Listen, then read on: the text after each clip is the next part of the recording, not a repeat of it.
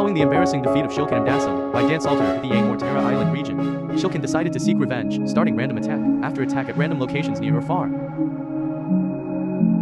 But unknown to Shilqin, the first Grand Observatory god, Doithiku, was puzzled seeing all this. Then he instructed his senior warrior, Gumpad, to monitor Shilqin's behavior using the Oculentha sphere, while Fithaha stayed anonymous and hidden away. During this time of exchange of theological powers and authority, second Kiwayo Ami god Dalracin requested to privately speak to Doithiku. Once Doithiku met up with Dalracin in the Kyansam territory region, the two gods discussed what to do about Shilqin without violating the rules of the Book of Generalov. Meanwhile, back at the Takan realm, the spawned and Neonulas managed to achieve the rank of Knight of the Takan realm, one of few who earned this title of the ancient realm. Next, Malkazakik gave him a Ring of Malkin as a gift, because he was ready to test and apply his knowledge of the four eternal energies out in the real universe.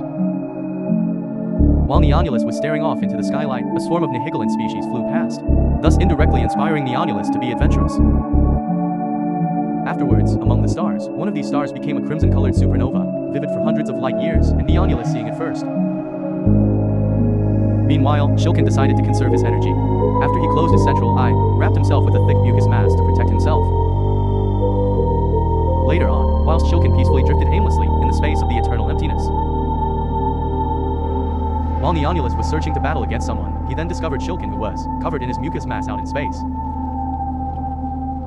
At first Neonulus kept his distance. Then Neonulus repeatedly poked at Shilqin's mucus mass, unintentionally bugging Shilqin. Afterwards, Shilqin opened his main eye, erupting from his mucus mass, before adapting a Murata di Muerti stance.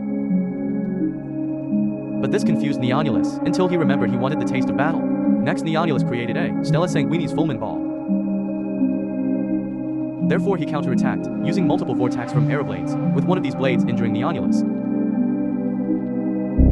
Afterwards, Neonulus quickly became surrounded by pink Carmen Deuce Fog, reappearing in his second chartreuse attack form. After Neonulus opened his main eye, he created for clones to help himself for the next attacks. Raising his right hand, Neonulus unleashed his clones against Shilqin. But Shilqin was rather clueless in the moment before reacting, before two of the four clones rapidly swarmed him. Afterwards, one of his clones successfully sliced Shilqin in half, temporarily surprising the then stoic and cold Shilqin, who thought he was invincible. Next, Neonulus Ray absorbed his four clones, generating enough energy to transform into his powerful indigo blue battle form. Taking the hint from Neonulus, Shilqin promptly morphed into his combative attack form, the first member of his species to truly evolve. Before dashing forward, readying an invisible Badasian Damianus fire in his right hand. Simultaneously, Neonulus remained calm and was in a meditative trance. Then Neonulus activated a Burial Radium Blade, destroying the flame easily without worry. But too far away, Telzan area the man Balagan felt the power imbalance between the two beings but didn't intervene. Afterwards, Neonulus emerged from the smoke cloud in his final Void Serenity form. This unprovoked change scared Shilqin out of his wits for a brief time. Before Neonulus raised his two arms, convoking the four eternal energies to create a divine cyclone bomb to annihilate Shilqin.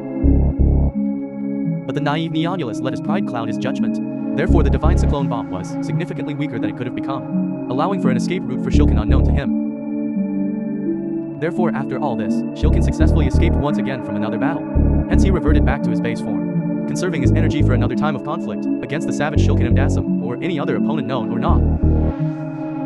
Thus this officially concludes the timeline of the Battle of Neonulus versus Shilqin arc.